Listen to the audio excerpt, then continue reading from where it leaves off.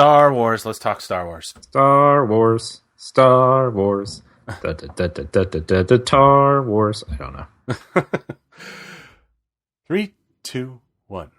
A long time ago, in a galaxy far, far away, a great adventure took place. Talking Bird, a special edition.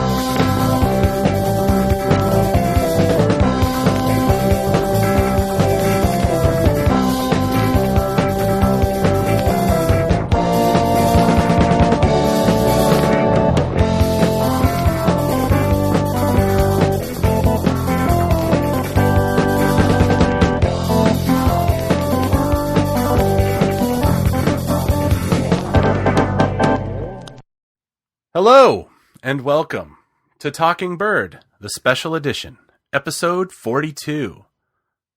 May the 4th be with you. I'm your host, Robert Zachary, along with my co-host, John Llewellyn. Hello, John. Hello. How are you? I'm good. I'm having a good May the 4th holiday. Are you? Well, I don't know. It's not... Grilling hot dogs and Yeah, exactly. Getting out to the beach. Putting on my white boots because it's after May the 4th and I can wear them all the way up until Labor Day. That is right. It's a I think it's fun to have a Star Wars holiday. There is I don't know how organic it is. I don't even know. Did Lucasfilm put this together? I mean, it's quite popular. Like last week was Alien Day for the Alien franchise, which it totally smacks of a Fox going, well, we don't own Star Wars anymore. What's our second biggest enterprise? I mean, trust me, I love Alien movies. I could probably do a whole nother show about Alien movies, but it's kind of like, I don't know. I mean, do we really need a franchise? And they were so disingenuous about the way they did it. It was just like everything's cheaper on what was it? They had the game Alien Isolation, which I actually would suggest it's pretty good. And then I think on iTunes some of the Alien movies were like discounted, but it wasn't all of them. Yeah. It was very strange. But anyway, that's not what we're here to talk about. We spent all week. Yeah. We spent last week talking Twin Peaks. We gotta get back on Star Wars because we are a Star Wars show. But I guess on the outset, we do have some announcements here and there, and maybe some announcements. Yes. So now, much to popular demand, not really. I just thought it would be a good idea that we now have our own web space that you can it's like the central hub of all things Talking Bird. Yes. talkingbirdcast.com. And you can go right there today, and the site is live. I've been kind of tweaking some stuff with a friend of mine that's actually doing the real work. I'm just looking for problems or solutions or whatever, trying to improve this site. We've got, links to our bios, our Twitter. It's generally kind of just a social media hub. There's actually a place for a blog and stuff. So if we want to put posts up there, we're going to probably be putting some stuff up there in the future. So, poke around. If you see something, that's missing that you would love on a site, let us know. Also the other thing, and I kind of discussed this last week, and I found a better solution for it. We have a thing going with Amazon that you can help support the show by doing a click-through link, and that is talkingbirdcast.com/Amazon. And what it does is if you shop on Amazon using that link, Amazon kicks back a small rebate to the show. And we can use that to offset the costs. And we'd really appreciate it if you used it. Doesn't add to the cost of your purchase?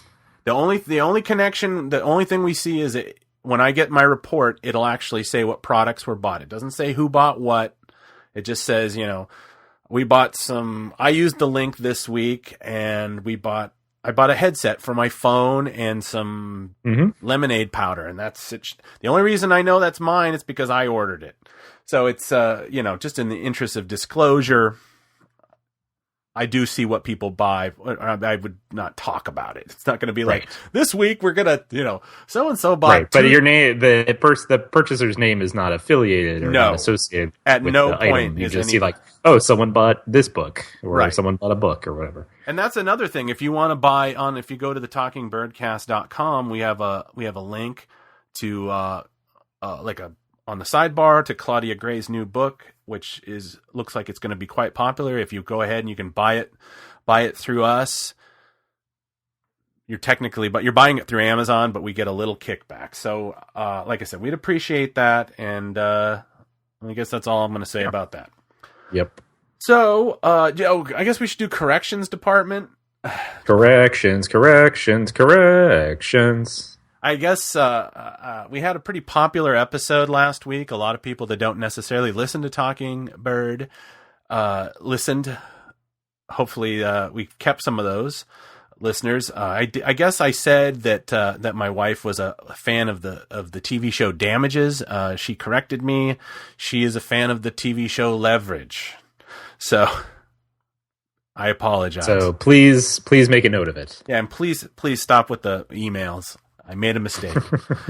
And also I got an email from a family member kind of trying to keep me abreast of the current acting career of Kyle MacLachlan. I don't actually remember did I diminish his current work? Because I think you just referred to him as I don't remember the exact wording either, but you're sort of the David Lynch company of actors. Okay. Yes. Or, you didn't use the word company, but he is I didn't. He's one of the David Lynch players. If I did anything to disparage Mr. MacLachlan, I apologize. He is a well-engaged actor on social media. He's very friendly to his fans. Mm-hmm. He is seems like a good dude. And he's has his own wine and stuff like that. So good for him. I wasn't picking on the guy. Anyway, so it is May the 4th, and I guess there's no particular was there any big announcements today that we know of? No. Bloodline, Claudia Gray's Bloodline came out 2 days ago, I think, or yesterday. Yeah, it came out. So most of the folks have been talking about. Most of the folks on Star Wars Twitter have been talking about either that or just, posting May the 4th. Here's a photo of Yoda. Here's a photo of the Death Star or whatever. There was a tweet. There was a tweet from, Chris Miller, who's directing. Yeah. He's one of the co-directors of the Han Solo movie. The Han Solo movie. And he posted a shot of something about can't wait to shoot. You can just go follow his Twitter, and it's a shot of Han Solo's fabled blaster sitting on a counter, which I could only assume is from the Nava computer of the Millennium Falcon. Now, that's a stretch, but I kind of see the panel. Yeah. Prop table. Yeah, I mean, I'm excited.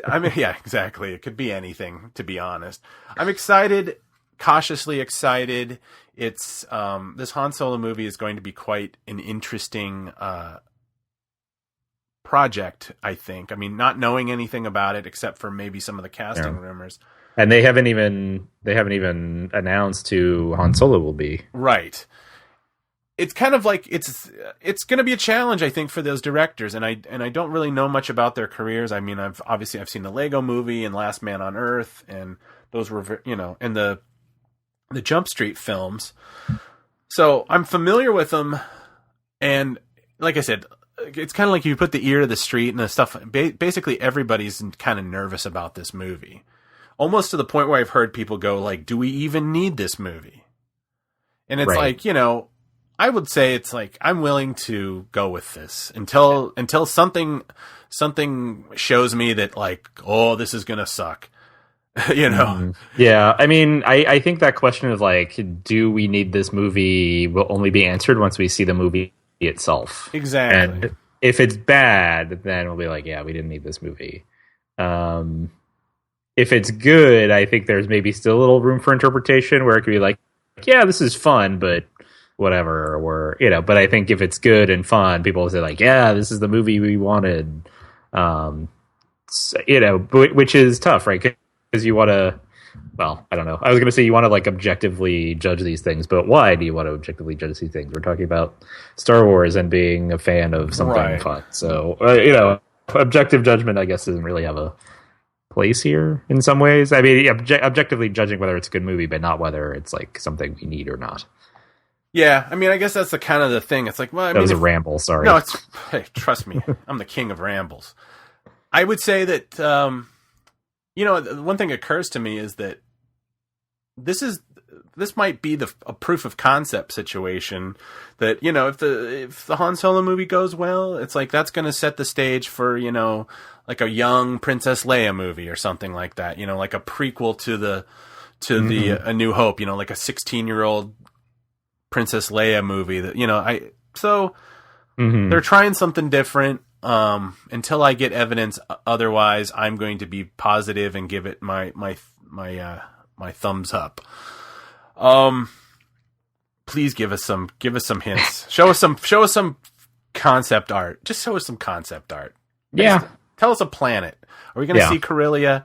You know, are we going to see Kashyyyk? Are we going to see Kashyyyk the way I envision Kashyyyk? Like, sadly, the way I envision Kashyyyk is totally from the holiday special, not Revenge of the Sith or the Wookiee storybook. Have you ever come across the Wookiee storybook? I have not come across the Wookiee storybook. Yeah, see, it's kind of it's not a super rare book, but it was also not a very well. I don't think it was reprinted a lot. It's a storybook, literally, of a similar story to the holiday special with Han and Chewie coming back to Kashyyyk for some event, and that Chewbacca's wife wants to collect these berries, and his son actually goes and gets lost in the lower regions of the arboreal world of Kashyyyk, and is confronted with stuff, and then he's saved at the last minute. It's a very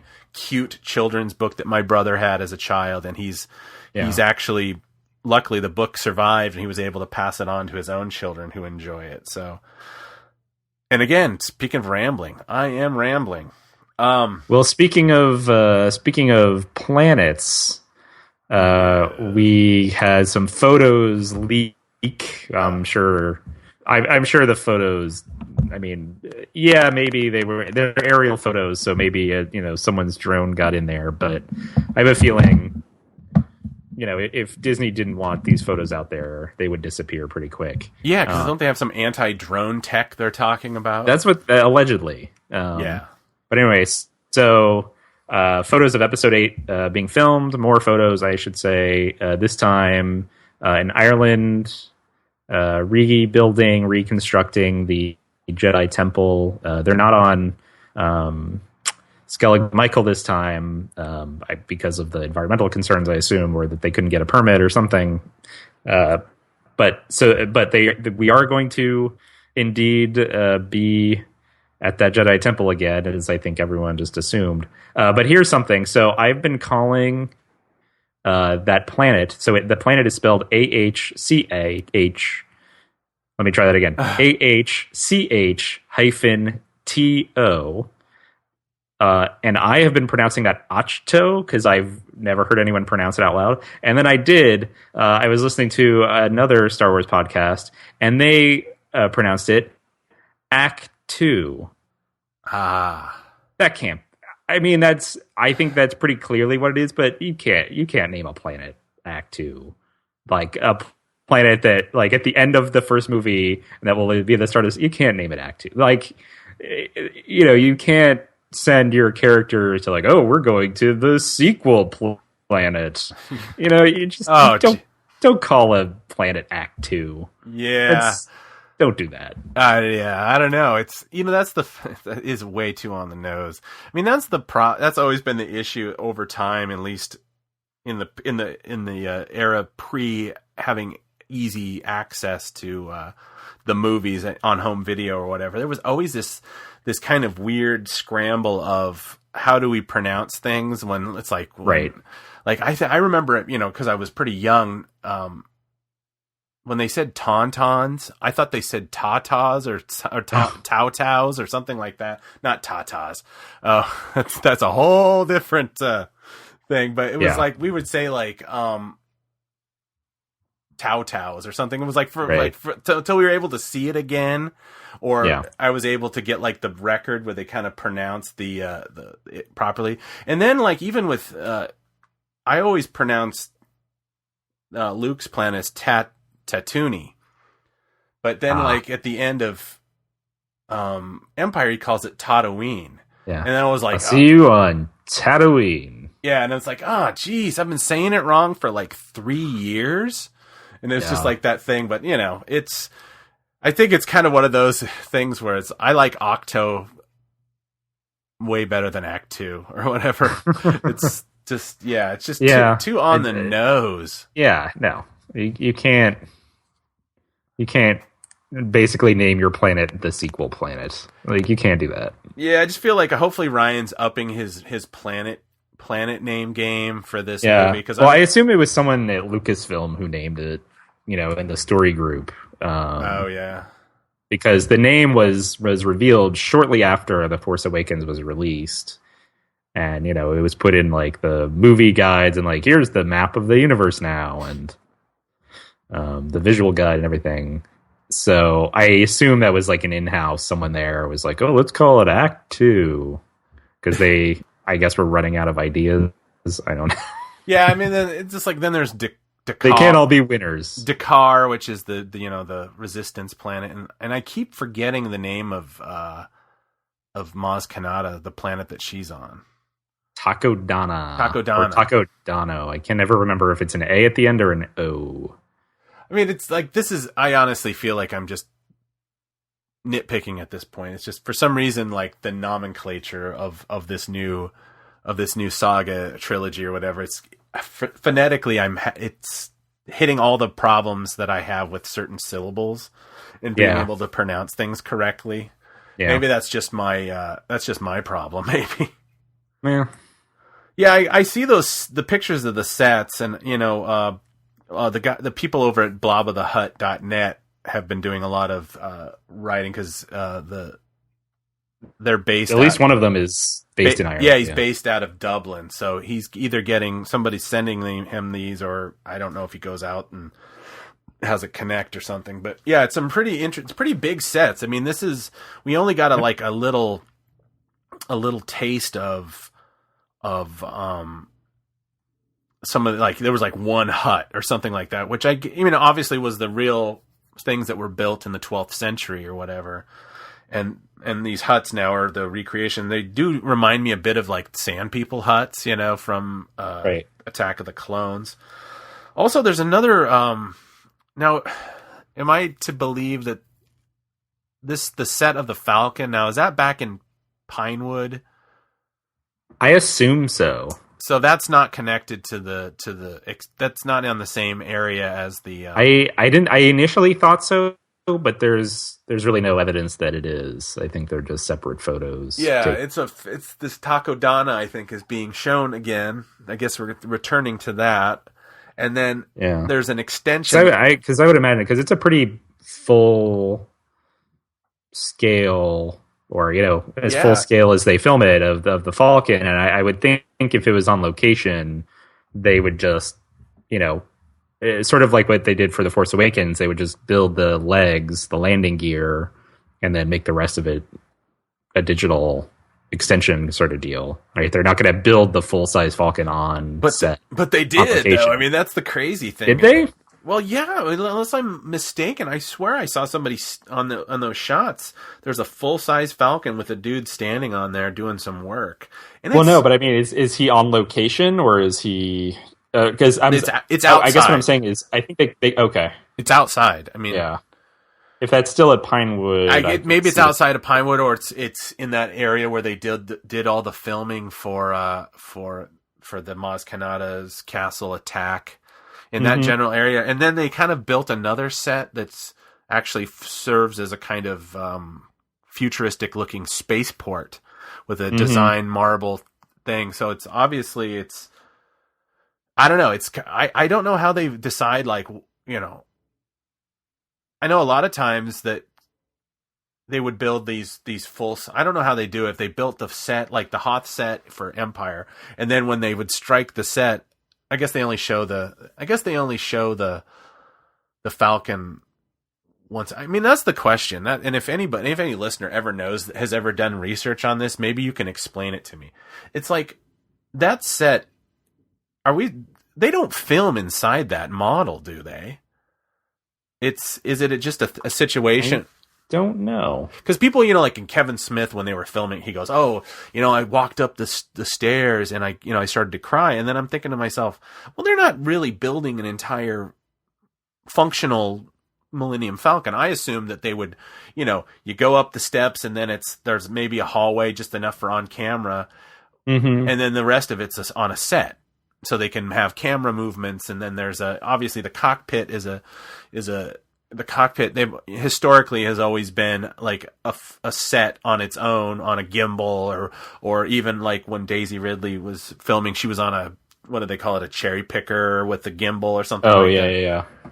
So yeah, that's the thing. It's like, because there was a guy, I think in Tennessee, that has been slowly over the years trying to build a full-size Millennium Falcon. But I think he wants to do an inside and outside situation where it would sit in his yard and you'd go up the ramp and you could walk, and it would be, you know, there'd be the gunning placements, which, you know, defy the laws of physics in some ways, because at some point the gravity shifts and you have to, so you wouldn't actually be able to sit in them. But at least the physics of it has always confused me. So yeah, my point is what is the advantage of them having an entire Millennium Falcon like outside? Yeah, I don't know. Unless the only thing I can think of, unless, you know, they do like a wide shot or a medium shot where, you know, I guess I'll stop pretending like I know what I'm talking about. But, you know, if there's a shot where you see someone run up the ramp, like, you know, they're running towards the Falcon, they run up the ramp, sort of like you do in A New Hope, say, or Empire Strikes Back. But then you not only see them run up the ramp, but then like a couple seconds later they show up in the cockpit. Right. But even then, I don't know why you would need to see the whole ship. Like, you wouldn't need to see the back of the ship in that case, I wouldn't think. And then if you, I'm not sure there's ever a situation where you would need to see like the entire Millennium Falcon from every different angle. Yeah, where you would build the whole thing. The funny thing is, I'm looking at this image, and I guess it is Pinewood. So I went to Blob, for you listeners, it's at blobofthehut.net, and they've got some great pictures. I guess they're from the Daily Mail, but they do a little bit of commentary on them, so it's probably best to go. So the docking clamps, like the one closest to the cockpit, actually isn't even completed. There's like exposed pieces of it, so it's kind of like, it makes me wonder. It's like, do they just go, well, we're in Pinewood, we can put this thing out we can put this, you know, Millennium Falcon model on wheels or whatever and bring it out. Otherwise, they'd have to build a whole half model, you know, and have to, you know, budgetarily speaking. Because I know that, you know, in Jedi, you know, they only put together the Millennium Falcon model once, and it was for a deleted sandstorm sequence after the sail barge thing, and it was done on a set, and they never completed it because it was like, I think it was literally the first thing they filmed for Jedi, and they already were like, and if you ever watch it just doesn't add anything to the movie. It's a good deletion, but you know, every subsequent shot of, like, say the hangar on the Rebel freighter is a matte painting, you know, in non-interactive. So, I mean, I guess I don't know. I guess I should be happy that they're building these full sets. I guess part of me is like, they sure are committed to this no CGI, practical effects type thing. Well, yeah, but that's the thing. Like, I mean, the Millennium Falcon in The Force Awakens, for the most part, when you saw it, I think it was CG, and it looked pretty good. And so, if you're gonna show the Millennium Falcon just on its own, taking off or landing or whatever, like, you can just use a CG Millennium Falcon for that now. Like, you don't. I don't know that it's the most cost of the best. Like, essentially, is it really the best use of their time? Yeah, to be building a full size Millennium Falcon, other than the only thing I can think of is just to say that they did it. Yeah. And people are like, wow, they're really building a full size Millennium Falcon. That's something they've never done before, not even on the original trilogy. And isn't that new? It's, I guess. I mean, but surely there are other sets and other things that need to be built. Maybe they should be doing that. Yeah, I mean, like I said, like literally, if you look at in this article, they at the thing, they show that it's kind of down a hill and there's Jedi steps. So it's almost I guess this is a recreation of the last sequence. Yeah. The only other thing I was going to suggest was if they're going to pyro it, right? Like, say it gets blown up.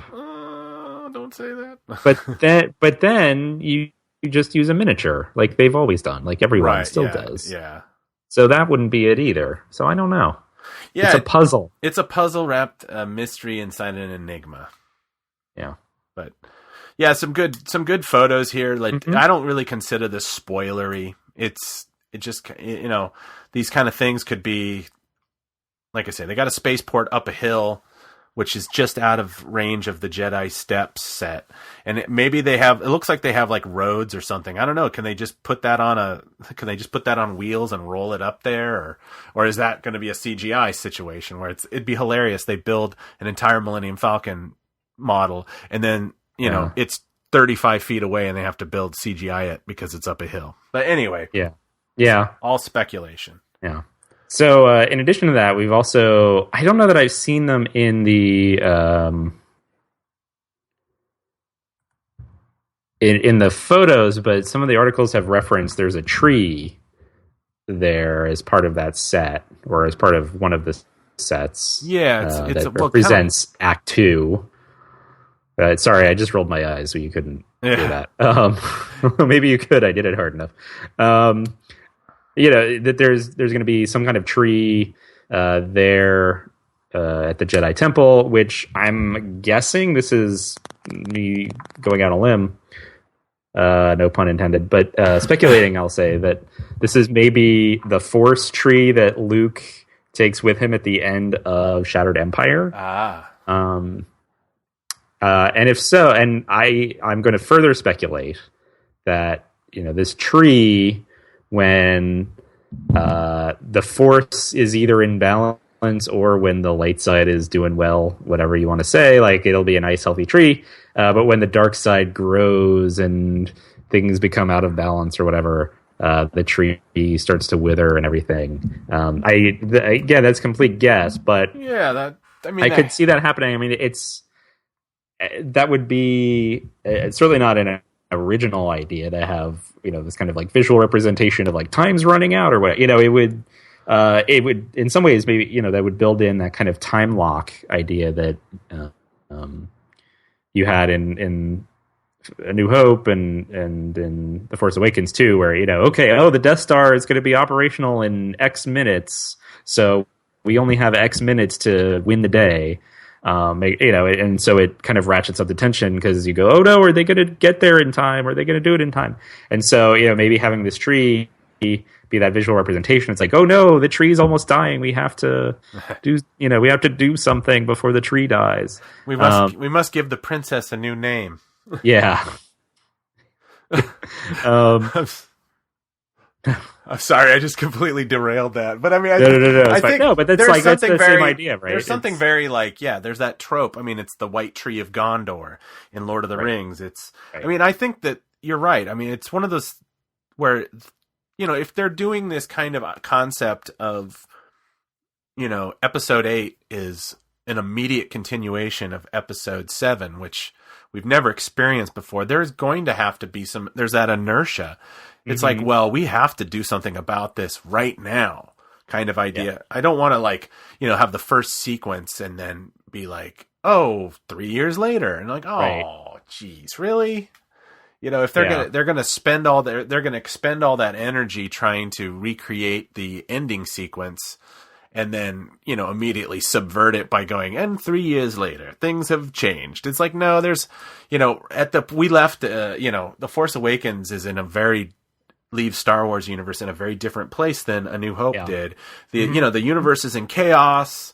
The bad guys got a victory, but they also lost. They lost their big, big thing. Of course, we know it's Star Wars. It's like, why build one device when you can build two at twice the price? So we don't know that. We're not entirely sure that Snoke didn't build 2 of these Starkiller bases, or who even did. Who paid for Starkiller? Right. I don't know whose idea that was to start building it. Is he does he fund these projects? Or But I mean, it's. The tree they could really, in the picture, it just kind of looks like a hollowed out stump. So it already looks like it, either if it's being fixed in post or something like that, or. Yeah. Well, I guess the article that mentioned it suggested that it would serve similar to the Force tree, or I don't know if it's a Force tree, whatever the tree was on Dagobah in Empire Strikes Back, that's where. Luke went, and it was that tree that worked its magic and made him have this vision of Darth Vader, who, everything. And so the article was saying, oh, maybe this will be a similar kind of deal, which I guess could still be the case. Yeah, I mean, I think that would be a nice tie-in. I mean, I know that in the EU they tried to explain it as being almost like, I think that like somebody found a hologrammatic projector inside of it, and I'm like, oh no, they did this wrong. Because like it should be mystical. It would be like, it's the idea of that there had to have been a reason why Yoda had stayed there so long, because there's just something wrong about that tree, and he stayed there to disguise himself from Vader and the Emperor. Yeah. So, and you had asked in our show notes, you had the question of, is Act 2, is that going to be the new Dagobah? And so, why don't you elaborate a little bit on well, just the idea that I get. I mean, we won't know until we see this, but I get the feeling that some of the narrative of this new trilogy is going to reflect the original trilogy, the classic trilogy. And if she's in training, she's going to have to, develop beyond. She was obviously she jumped. Leaps and bounds. I'm talking about Rey, of course. But for this to be a realistic story, like anybody learning a skill or something, she's going to have to stumble and fall at some point in this thing. I mean, if we assume, because even in Attack of the Clones, Anakin stumbles and falls. He fails his test. Yep. Is this going to be done in the framework of the idea of this training, Luke's idea, his own feelings of inadequacy about losing his apprentice? Will there be a lot of this kind of, that's where all the dogmatic stuff of Star Wars that people still cling to this day, it's all born of those scenes. Yeah. And it'll be interesting, because I would say that even a few years after Empire came out on video, I would start hearing people say, oh god, I love watching Star Wars, but I'll be honest, I always fast forward to the Yoda bits because it's so slow, because there is a lot of information, there's a lot of dramatic pauses. Yeah, we have one group of people sitting inside of a space slug waiting for something to pass, and another person kind of failing at his attempts to become a Jedi. It's a kind of a difficult thing. So it'll be interesting if they're going to have to probably if they're going to depict this as a Dagobah kind of situation, will 30 plus 36 years on, will they be able to depict these learning things? Will they expand on this idea of the dogma of the well, of course, Yoda never really talks about what it is to be a Jedi. He doesn't like that whole stuff with Qui-Gon. It's like a hard life and this kind of situation, and the idea of the living force and your anxieties. A lot of it is kind of that Yoda talks about. It's not actually within the actual, that idea of becoming a monk. Right. He just basically talks about Luke, feeling the Force, using the Force. He does refer to Jedis, but he doesn't come out and say, when you're a Jedi and then you have to give, he never suggests, he never strongly suggests that Luke turn his back on his friends. Right. He says, if you honor what they fight for, then yes. If you think, then you'll be willing to let them live their lives without trying to swoop in and save them. Right. And instead focus on your training. So I mean, maybe that is his subtle way of saying, forgo attachment and whatnot. I mean, I assume that kind of concept occurred later in the creation of the mythology for Lucas, or it was an old idea that he revisited during the prequels. But I mean, I guess my point is that part of me is like, are they going to kind of just repeat this situation where like she will be tested? Will she suffer from hubris? Cause it was like, there was a bit of that kind of, and she's young and impetuous and stuff like, I can fly anything or blah, blah. I can do this. I can handle myself. That, that's a very, very Luke-ish kind of thing. Will this come and kind of snap back and reset Rey in this movie? Because I honestly am. The more I watch The Force Awakens, the more I realize that as much as people love to go, oh, it's just a retread of A New Hope. It's like, no, it really isn't. They really they put the energy and they focus it on Rey. The whole story revolves. I mean, it's not even Kylo Ren's story. It's not even It's so focused on her that. Even like the A New Hope, it's like at the end, everybody was like, oh, the pirate thing, we have the princess, we have the droids. Everybody was pretty much equal. It's like, this is the beginning of our journey. And this is, I think I might have said this 2 weeks ago, but it's like, this is really her journey. And that she will always, even though that rumors, this might be spoiler because I'm only talking story framework, but I'm going to jump ahead 30 seconds. There's all this talk that is going to be a three-story movie. But I haven't heard about who's going to be teaming up with who. I mean, as far as we've seen some stunt acting in Dubrovnik, that it possibly is Luke and Rey traveling, and then maybe Finn and Poe Dameron or whatever. There's an aspect of the Resistance story that will be told, and of course Snoke and Kylo Ren's story. So the three stories that will converge in the climax of the story, much like Empire. Yeah. What's my point? I think I'm going off. So I'll jump in here and pick up for you. So thank you. I think there are a couple things in there that are interesting. The first is that, I think it's pretty clear that they're going to have some training scenes for Rey because, she doesn't even really understand what the Force is. I think, she lived a pretty sheltered life in this corner of the galaxy.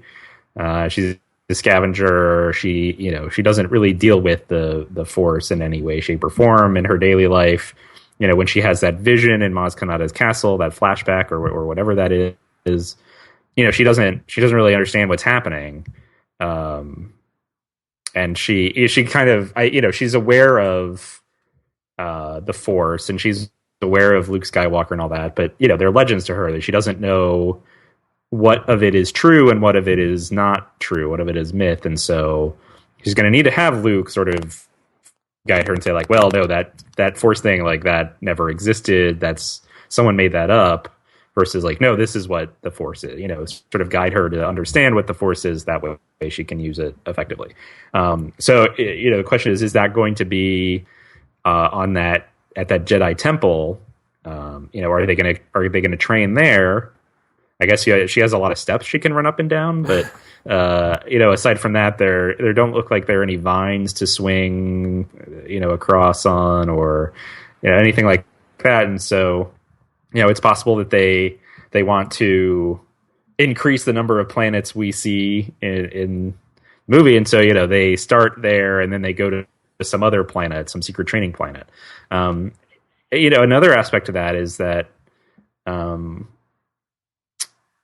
maybe they'll have to leave that planet because, everyone who was in that war room, that situation room, whatever it's called, the strategy room at the end of The Force Awakens with the Resistance, everyone saw R2-D2 and BB-8 like put those maps together. So technically they've seen roughly where Luke Skywalker is. And so if any of them are captured, Kylo Ren can do the same thing he did to what's his name, Poe Dameron, where he's like, "Oh, he's seen the map," and but except this time everyone's seen the full map, and so potentially there might be some danger there for Luke if Kylo Ren. Although I guess I assume if Kylo Ren doesn't know where Luke Skywalker is either, that means that his training didn't take place on that. At that first Jedi temple, right? So he doesn't know where it is, and so he might discover it. He might, once the knowledge gets out, it becomes harder to manage the fact that you have this whole room full of people who saw it, and maybe they're going to tell, or maybe it'll be forced out of them. So maybe they'll have to leave that Jedi temple.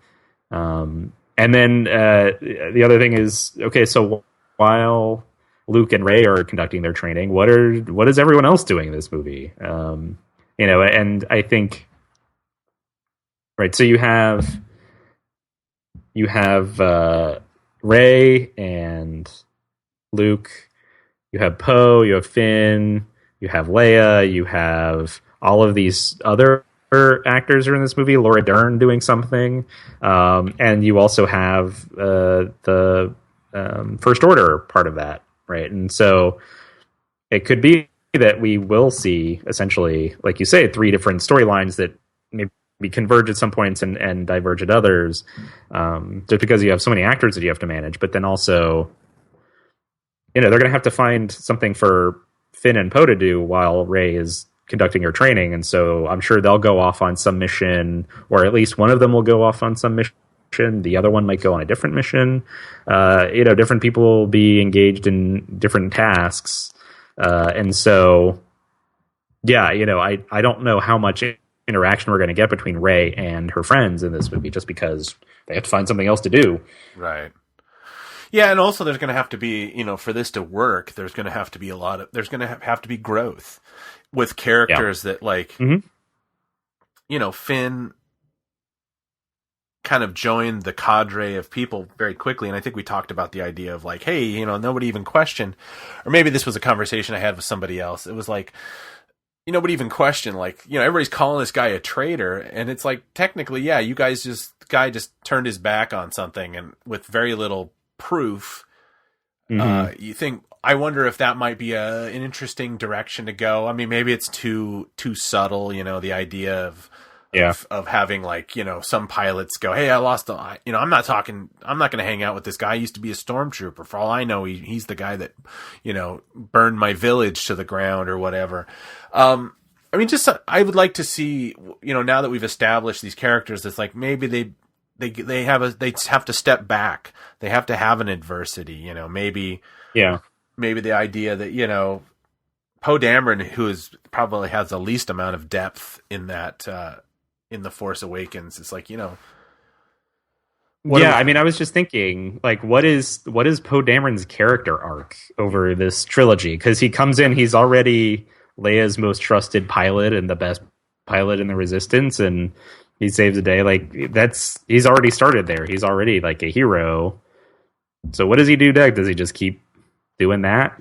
And is he going to be is that interesting to play or not? Yeah, is he a Wedge substitute? Because in some ways it's like, Wedge is one of those, he's just a slight wisp of a character in the original trilogy, yet he looms large in the legend of Star Wars, even though it's like, his only sequence where he actually speaks without a helmet, it's a different actor.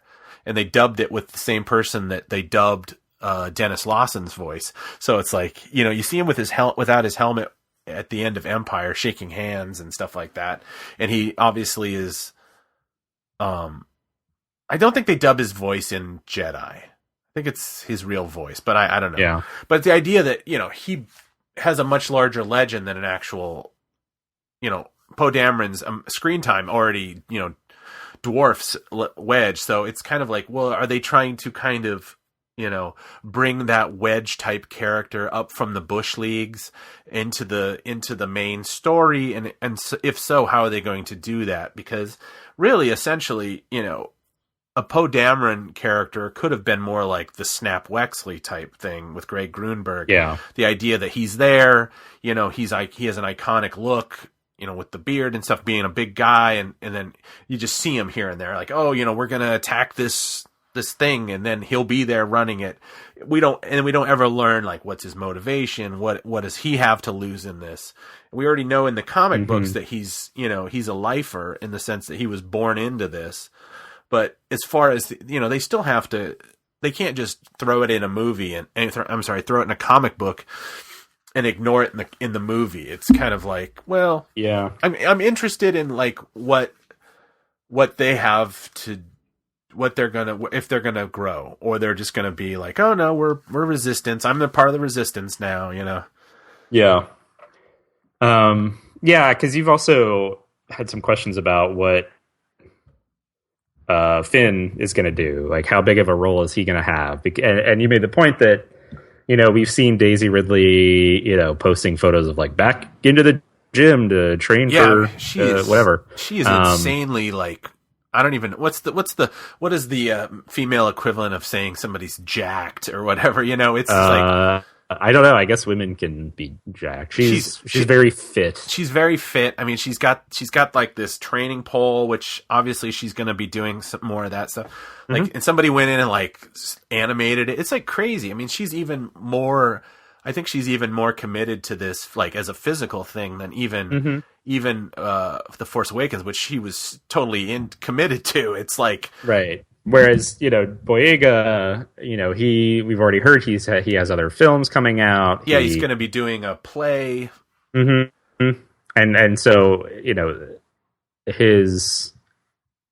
I guess with Daisy Ridley, she's in some other stuff, but she's being very visible about, her commitment to Star Wars, whereas John Boyega is committed. I mean, he loves being in Star Wars. He's committed to it, but you're also seeing him more like, oh, here's John Boyega at the red carpet for here he is at a Star Wars event. He's much more out and about, and at least not publicly sort of talking about, I'm excited to be working on episode 8 as much as I mean, he's there. I mean, he put up something about, he's actually on, well, it's in England. I'm sure he's on set now. It's 10 o'clock tonight, but I mean, I think he was on set today because he said so. But yeah, it's just, and I'm excited I would be excited to see what he has to offer. I mean, yeah, with the Ridley thing, it's, and I think in the notes that I sent you, it's like a little bit of it, which I won't go too far. And it's it's on a personal concern of like their careers as actors. It's kind of like,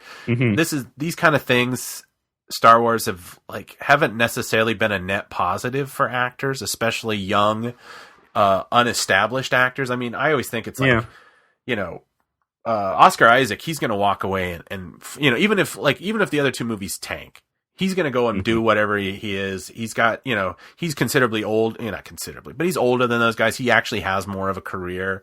Yeah. I see that, she was, Daisy Ridley was supposedly up for, the Tomb Raider movie. Yeah. And I guess they went with Alicia Vikander, which, I think actually is a really good choice. And I honestly felt that, career-wise, and since I'm an expert on acting careers, that it was probably smart of her, maybe not to pursue that role. Because those movies, there's a good chance that movie's going to suck.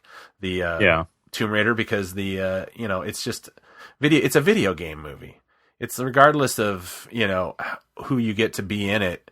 It's still a video game movie, and it's not like a Star Wars movie. It's like Star Wars movies is a genre picture, but it's its own brand. Right. And yeah, I mean, I don't know. I mean, I'm sure I'm sure they all got, Ridley and Boyega got a lot of free advice on the sets of these Star Wars movies from, Mark Hamill and Carrie Fisher, who, I think their full intent was to be movie stars when they started out. And they are movie stars. Don't get me wrong. But I don't necessarily think Mark Hamill's career proceeded exactly what his initial goal was. I honestly think at the end of the day, he's had a fantastic career, and he'd probably agree with me. But I'm sure there were years there where it was like, oh, geez, well, if I had only like, he's worked with Samuel Fuller, he did Broadway, he's done all these things, but it's just one of those things where I guess it always makes me think, it's like, I wonder if what kind of conversations they all have. It's like, oh, don't jump into another superhero movie because you don't want to get typecast, or don't, do some, don't be like so-and-so and do something that's shockingly different out of character. Don't be like Elizabeth Berkley from Saved by the Bell, who did something very like, out of character of what she played before. It's like, you got it. But I know that Daisy Ridley's supposedly going to be doing some kind of supernatural thriller with J.J. Abrams. So, I mean, I don't really know what my point is, other than the fact that, this kind of stuff, it like makes me think of like, Hayden Christensen, who hasn't really been actively acting ever since, he's done some very small movies. And I read an interview where he said that was kind of by design and things like that. Right. I guess, and if the listeners are like, where is he going with this? I guess my point is, and I shouldn't even bring this up, but when I think about Star Wars and I spend a lot of time getting ready for a show, I think about, I read stories and I think about the saga of oh God, now I'm blanking on his name. Who played Anakin Skywalker in the first movie? Sebastian Shaw? No, I mean Jake Lloyd. Sorry, I'm talking about Jake Lloyd. Yes. Oh, the episode 1. Just the the travails and the problems that and he was very young and stuff, and then we all know that he has some mental health issues, and I always think it's like, I feel bad for the guy, and I hope he gets better, and and not that I think that necessarily that like if they don't pick their roles well, they're going to end up, in jail or something like Jake has. But I mean, just the idea of like the personal toll of being part of a huge franchise. And then when it ends is like, what do you do next? How do you turn this, like, how do you be a Harrison Ford and then, and turn this into a net pot? I mean, I guess that's because Harrison Ford was constantly taking roles during the saga that either reinforced him as a leading man or played against that, like a Indiana Jones versus a Rick Deckard kind of situation. And I guess that's really all I should say, because I feel like I'm actually giving people acting advice. And it's no, I mean, the thing is, though, initially, I think this came up in our earlier conversation that, you brought up the fact that in episode 8, they actually had to do some rewrites because they were surprised or they just decided that, we're going to sort of keep the episode 7, leads, the core group of actors. We're going to keep them in sort of those roles, and so we're going to beef up their parts in episode 8. Whereas, for a long time, we heard about all of these actresses who were auditioning to be in episode 8, and then that stopped because they're like, okay, well, we're going to concentrate on the characters that we've established in episode 7. And I mean, the only reason I wouldn't disagree with you, but I would be less worried than you are, perhaps, is that Boyega was the one who with whom those actresses were reading. That's true. That they were, they were reading with Boyega, and so that indicates to me, at least initially, the Star Wars folks, the Lucasfilm folks, saw John Boyega having a longer term presence, or at least, they were counting on him, and he understood early on that, okay, you're going to be in episode 8, and you're going to have a decent sized part, and we want you to have a scene with, this person and or scenes with these people. So, he's a youngish guy, but, he's in a sense, he's still learning, like, how much work to take on at any given point and what projects to do at any given point and how to approach those. But, it's something to figure out. I think I'm also a little less concerned because his part is a lot, or at least in episode 7, it was a lot less physical than, certainly than Daisy Ridley's. He had some running to do, he had to be in shape for. Right. But other than that, he was kind of just walking around, shooting stuff. He didn't. It wasn't as physically demanding in the same way that the part of Ray was physically demanding. Yeah, he had an act. He didn't really have fight scenes. He shot people and he used the lightsaber a little bit. And I'm not saying you don't have to be in shape to do that, but I'm saying that and not to say that Daisy Ridley needs to or should be posting photos to yeah, so that we're sure that she's doing that. But certainly I need to see how many carbs she had today. Right. There's no reason for like Oscar Isaac or John Boyega or Carrie Fisher or Mark Hamill to like have to, or not have to, but their parts aren't the kinds of parts where you would say like, oh, that makes sense that they're training in the gym a lot and look at all the weights they're lifting. It's like, yeah, that's not really what the role of Finn entails. Yeah. I guess those are the only reasons I would be maybe a little less concerned. Yeah, I guess I was thinking it's like, initially if the story for episode 8 was going to be more of a let's get the band back together kind of thing, but we don't know who the band is. Like Luke's going to say, all right, I've got this woman shows up with my lightsaber. This is a sign that I need to go find some more Jedi and I need to start this temple again. And then it would be like, less of Daisy Ridley's kind of thing. Like she's the Anakin to his Obi-Wan kind of situation, or his Luke to his Obi-Wan. The idea like, oh, we're just going to go to these places, kind of like almost like kind of a retelling of the Jedi Academy kind of thing. And I wonder if they changed that kind of idea that like, oh, we didn't realize that, we were just going to like they already talked about how, Poe Dameron was initially supposed to die in that crash, and then they then they kind of arbitrarily added him to the later in the movie, which caused some confusion narratively.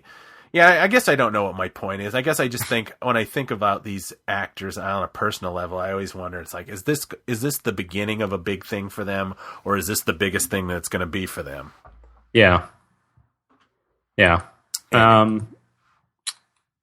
I understand that impulse, certainly. The only other thing before we move off of episode 8, I was thinking of is to go back to the idea that you have this force tree there, and maybe it's the same tree that Luke Skywalker took with him at the end of Shattered Empire. Are we going to go back to Yavin at any point? And I know they're showing it at Rogue One, but I mean in this future post Return of the Jedi era. Are we going to see them at Yavin at any point? That's where Shara Bay took the other Force tree. Is where she and Kes Dameron raised their son Poe. And I would have to imagine they're going to keep filling in those years between Shattered Empire and The Force Awakens. We have a Poe Dameron comic that is takes place not long before The Force Awakens, but if it continues, maybe they'll explore his earlier life, or maybe there will be a novel that, looks at, the early days of the Poe Dameron adventures or whatever. So I'm just curious to know whether, we're going to see, what happened to Yavin. We see this, it turned into this lush place. There's some settlements springing up after at the end of the Shattered Empire comic. And I don't know why this idea interests me, but just I think it's because, other than Tatooine, and I guess technically Naboo, once the Star Wars franchise is done with a planet, they're kind of done with it, and they don't really go back to it that much. I guess Coruscant's another example of the counterexample, maybe. But it's Dantooine got abandoned, and Yavin, once they left Yavin, we never saw it again, and then once they left Hoth, we never saw it again, and that's understandable because they were rebel bases. They got found out. They got discovered. So, of course, they can't stay there anymore. But even in places like Cloud City, right? They never went back to Cloud City. And Aftermath kind of filled that in a little bit. And, sure, there was a reason maybe why they didn't go back to Cloud City. But, in the EU, they went back to Tatooine a little bit. But in that era, kind of post Return of the Jedi, especially immediately post Return of the Jedi, they didn't really go back to any of these planets that they had shown in the movies. They're just like, well, let's just create new planets and new places for them to go that have similar attributes. Right. Well, here's a different jungle planet. So I don't know. I think that'll be an interesting creative choice for them to make. I think is if we say, okay, well, there are settlements on Yavin now, so maybe let's go back and check in with those folks, or let's see Poe growing up, and so we learn what happened to that planet, in the years post Return of the Jedi, or what happened to Endor post Return of the Jedi, things like that. Yeah, so you mean and Aftermath, as I said, kind of like hinted at some of those things, and I don't know. I think that was just let's just flash and get a sense of what the galaxy is doing at this point in time, but an actual like sustained or longer term story set in those locations would be interesting. And you mean in like an EU form, not in a movies, or right? Maybe, well, or even I think in either could be interesting. Yeah, I mean, right? I guess like you said, we're gonna see a huge amount of. Well, we don't know how much we're gonna see Yavin in Rogue One. And I guess that was where Luke set up the Jedi Temple in the EU books. Yeah, because it had the Massassi race, and the idea that who was it? There was somebody Exar Kun, which if you want to, I'm not the world's biggest Kevin J. Anderson fan of his work, but I would say that generally the Jedi Academy trilogy is worth it. Just avoid like Darksaber or some of the other ones, but. Once you start straying outside of it. So I guess there is precedent for them going back to some of these planets, and Yavin specifically. But I don't know. I think it's, now that we're in this new era, it'd be sort of interesting to see what they do with that. And maybe they don't, just for precisely that reason, like with Yavin particularly. Well, we don't want to step on the Jedi Academy stuff directly, at least not yet. Right. I don't know. I mean, that's the thing. It's like, I know what you're talking about. The only thing that makes me wonder, it's like they kind of, in a grand Star Wars tradition, they kind of cherry pick stuff. So it's like, if you look at the Dakar Resistance base, for all intents and purposes, that is a redesign of the Yavin 4 base. The Massassi temples that, were huge, expansive block pyramids have now been kind of reduced to hangars in the ground, and kind of the idea, but it's that same kind of like slanted concept, the flurry of action. And then as you go into the actual base itself, they have those same display screens that we've seen in A New Hope, that we've seen in Empire Strikes Back, that we saw in the Rogue One. And it's now like creeping vines on the thing, which is very much like Yavin, that idea where it's like almost they kind of ended up using all of that background without actually going back there.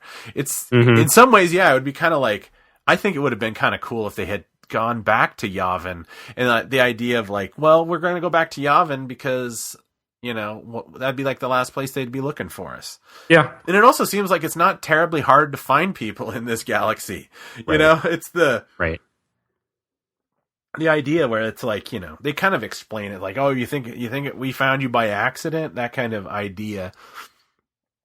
But yeah, I mean, I like the idea of these anthology movies and whatnot, or even in episodes, they go back and revisit some of these places, because if we are going in this idea that, how they reveal in episode 7 that everybody these like Leia is a legend and Han Solo's a legend and Chewbacca's a legend and Luke's a legend. The Falcon is a legend, Right. which I assume Lando is a legend. Mm-hmm. Why wouldn't in some ways, I always go through this theory that, and I'm almost completely solidified on this idea that Star Wars now, as of Disney's purchase of it's all EU. It's all expanded universe. I know that the actors came back. I know that John Williams came back. I know that Lawrence Kasdan came back. But it's still kind of EU stuff. It kind of it has that flavor to it. So if they're this idea that it's their legends, like why wouldn't they return to some of these legendary places? But while I don't know. It's like maybe they're trying to avoid some of the issues in the prequels with having like, oh my God, how many planets are they going to go to? Every time we got to go to a new planet, then we have to establish, why the actors are there and that kind of situation. Maybe they're avoiding that. I mean, if you think about it, it's like there's only a few. There's, in the original Star Wars, there was only 3 locations, and in Empire there was 4. Right. In Jedi there was 4. It's like they can maybe narratively they go, oh, we can only dedicate that much energy to changing space. Mm-hmm. I guess Force Awakens there was actually more, because if you consider Han's freighter another location, but you get what my point is. Location in terms of like planets, basically. Yeah. Right. Rather than physical locate, like now we're on the Death Star, now we're on the ship, now we're I guess yeah.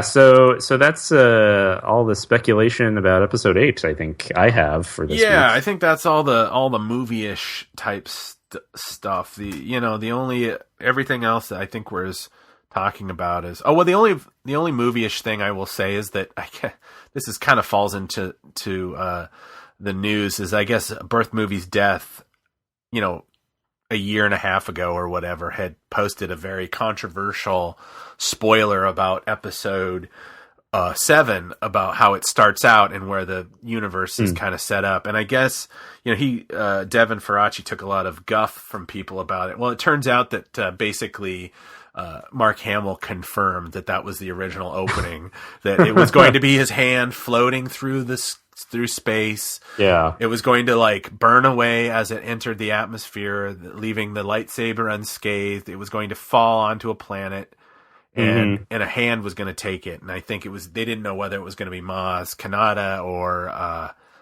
or Daisy Ray. But anyway, it's kind of funny. It's like when you kind of go, you think about all the crazy, rumors out there. Sometimes it's as plain as day that the what's actually going to happen. Mm-hmm. Yeah. Oh, and did you see that thing about speaking of the old days? George Lucas he's not been talking about Star Wars again. Oh, is he? Well, actually not, because the truth is, occasion? I think what it was is that it's one of these things where they kind of getting ready for this. The story kind of came out that actually R2-D2 is the narrator of the entire saga. Oh, that, I mean, we've been hearing that for 20 years. Yeah, that's not new. I don't know why that's actually considered a new story. And that, there was another thing, and I wish I completely forgot to write down where I had read this. It came out today. It was about like how Lucas had changed the plot to Return of the Jedi kind of at the last minute when he was writing it, and Boba Fett was going to actually turn out to be a good guy or something like that. It was, who knows? A lot of this stuff. I mean, George isn't talking about Star Wars anymore. I think after his comment about Disney, he's decided to retreat and not speak on it anymore. So. But it gave me an excuse. It gave me an excuse to do my George Lucas. People were asking about it. So, yeah.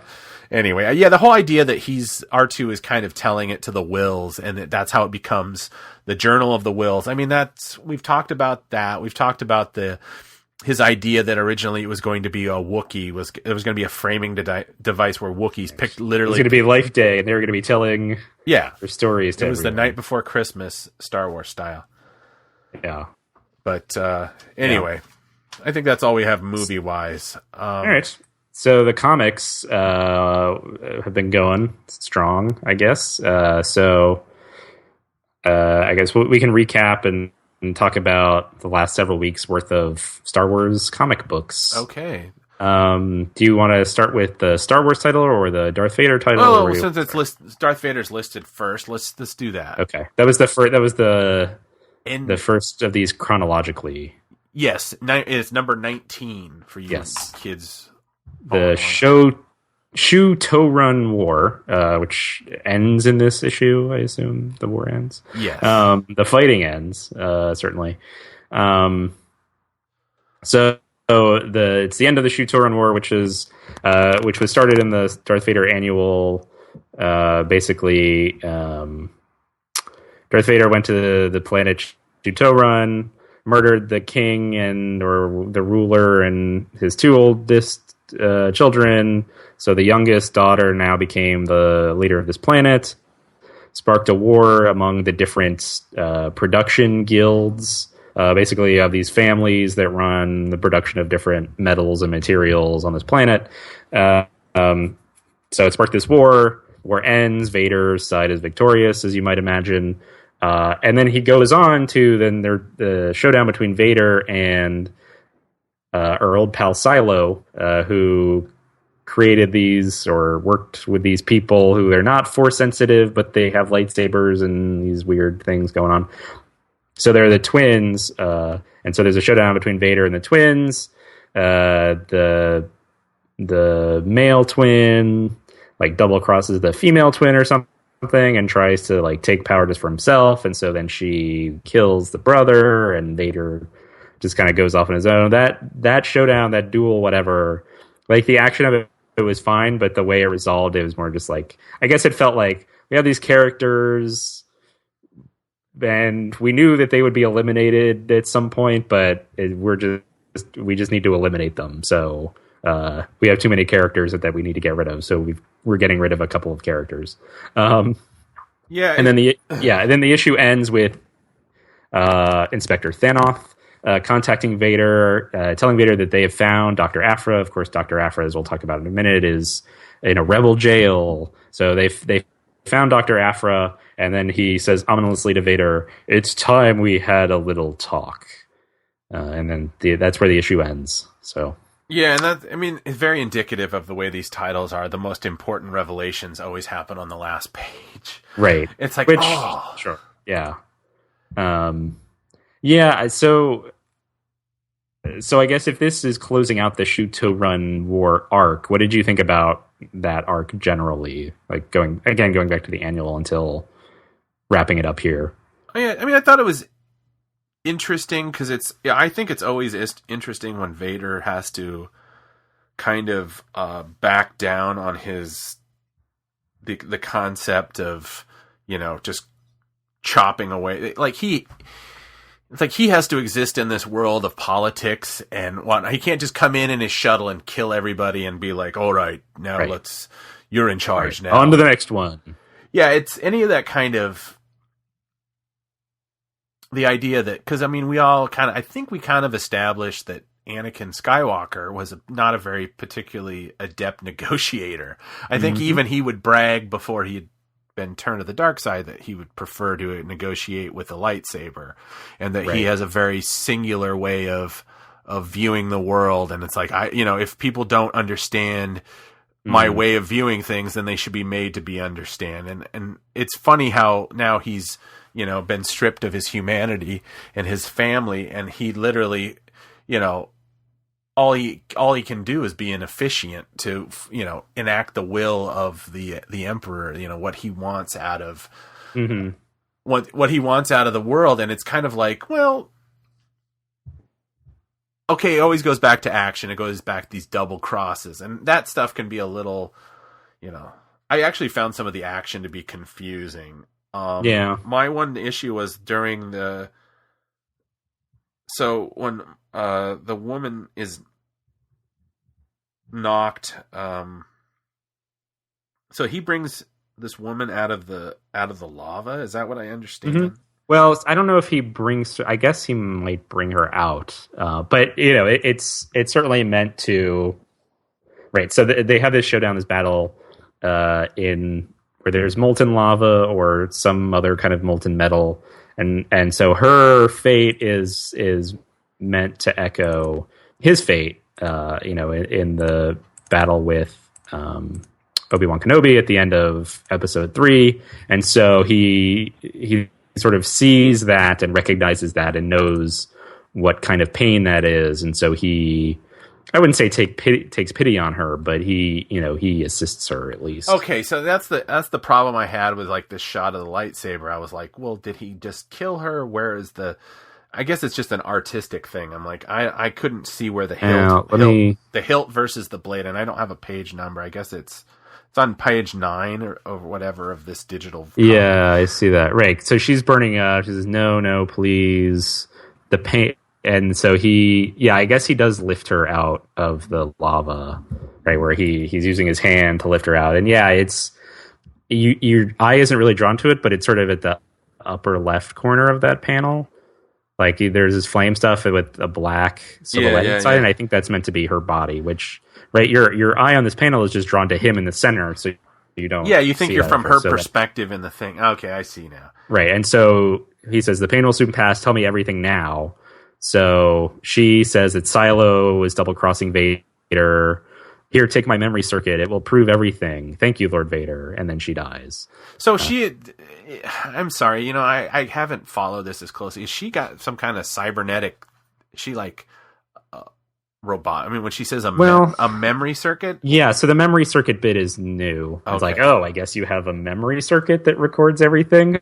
So Silo, right? He's Silo because he's a cybernetics expert, and certainly there are other of his little minions for whom that cybernetic enhancement is more obvious. So, right, the Mon Calamari who had the robot legs, or the lady who had goggles over her eyes and like sees through her remotes and her laser stuff.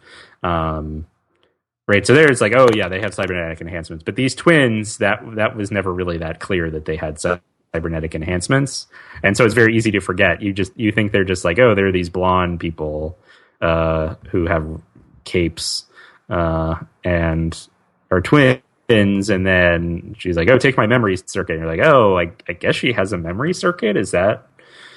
Yeah, so it's not at all obvious that her character would have like a memory circuit. Okay, so suddenly she presents it to him. I think it's just like for narrative expediency, right? So now he has evidence, so it's not just his word against Silos. They needed something, and they were like, memory circuit. Here's my memory circuit, and you can show it to someone.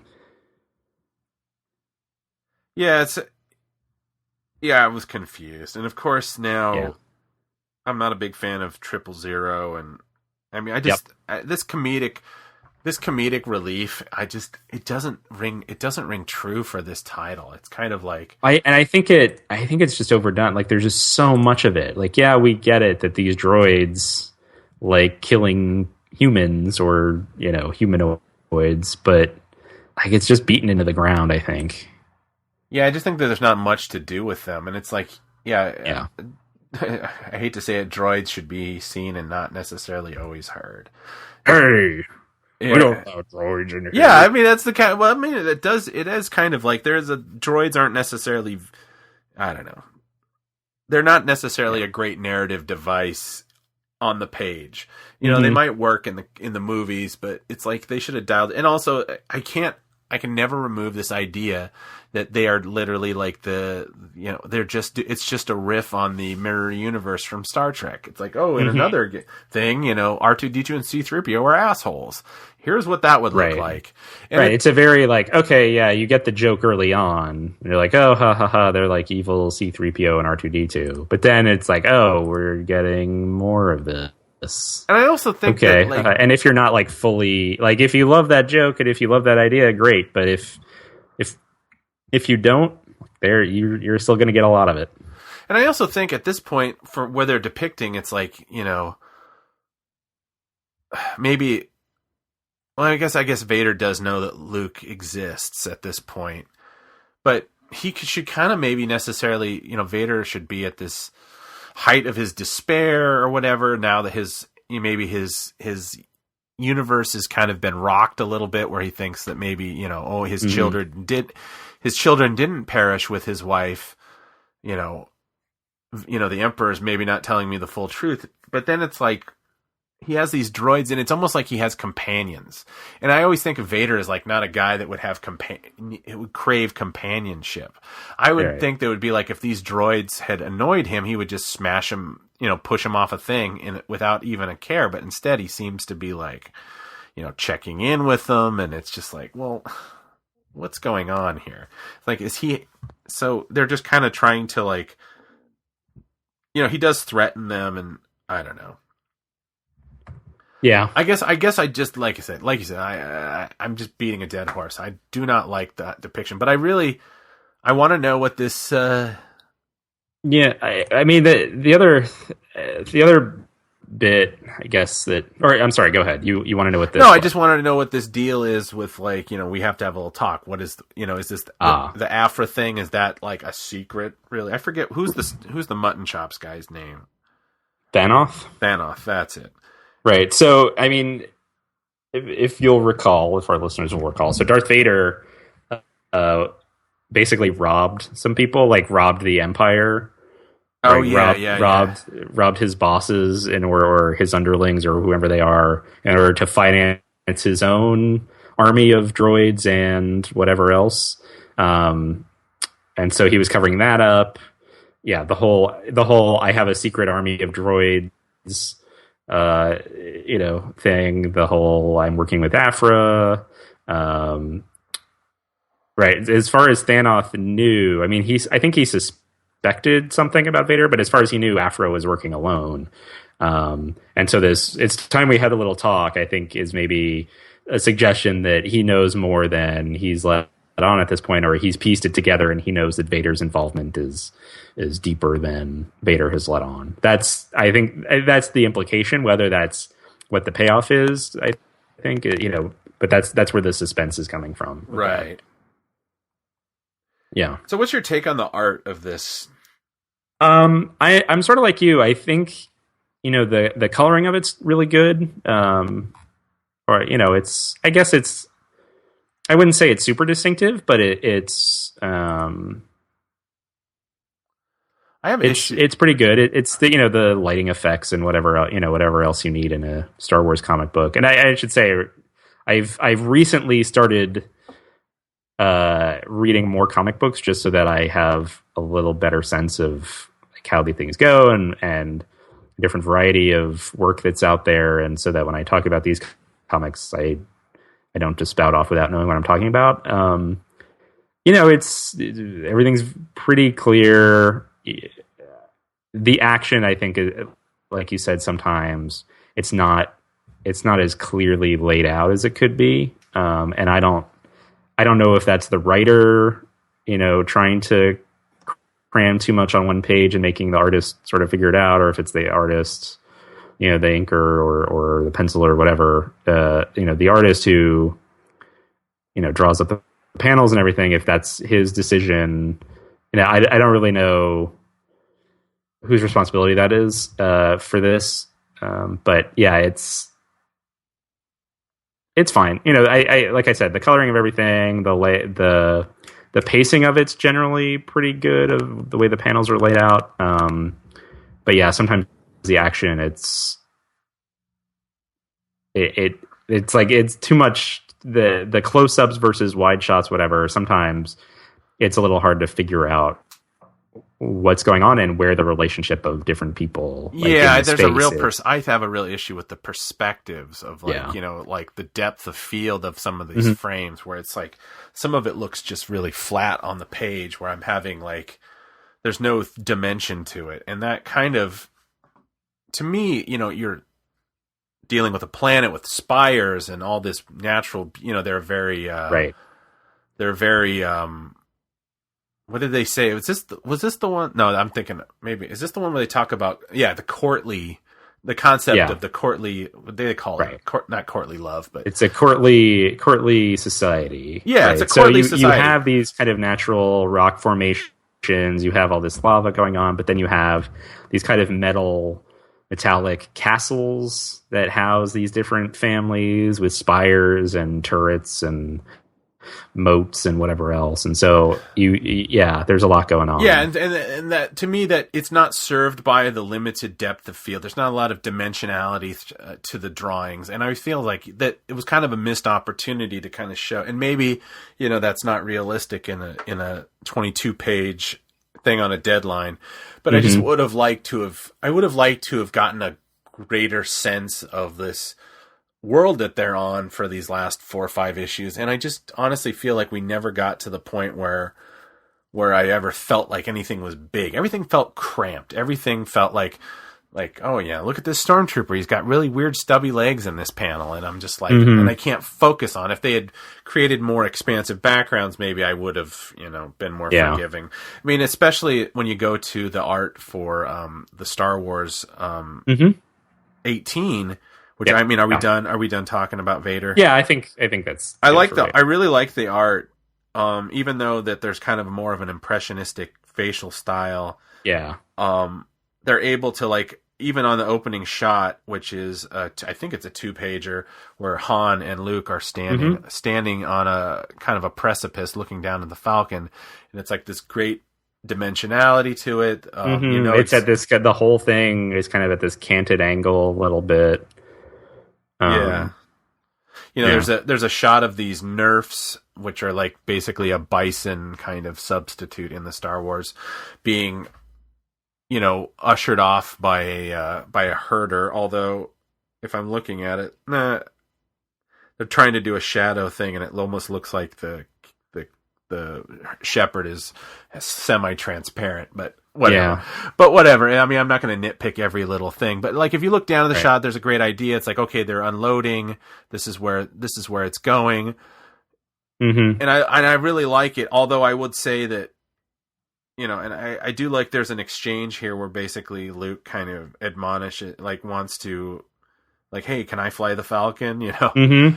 Which is nice because we kind of forget in the the grand scheme of things that we've seen bearded Luke, exiled Luke, Jedi Luke, I am your father Luke. We forget that in the continuum of the Star Wars story, for a brief period, he was kind of just a squeaky young callow youth who was out for his first adventure. And that's a nice remembrance of the kid that would on a Friday night would. I want to fly this thing. I'm a good pilot. Yeah, hey man, let me fly. Maybe I could. I'm not such a bad pilot myself. Yeah, that aspect of him, which slowly, obviously, by the time of Empire, gets kind of washed away through experience. But it's a nice moment. If you think about it, Han and Luke's relationship in the movies is a brief. They basically do the Death Star stuff together and escape, in the Mos Eisley escape together, and then the rest of the time, I mean, I guess he saves his life, but Luke's unconscious the whole time. But the idea that they didn't fight the walkers together, it's like when they say goodbye to each other, their adventure is kind of over. Every time that they are even in the same area, they actually are in very different directions. It's like they go and try to take down the shield bunker, and Luke decides to go to the Emperor. So it's kind of nice for them to fill in these gaps. They had a real friendship.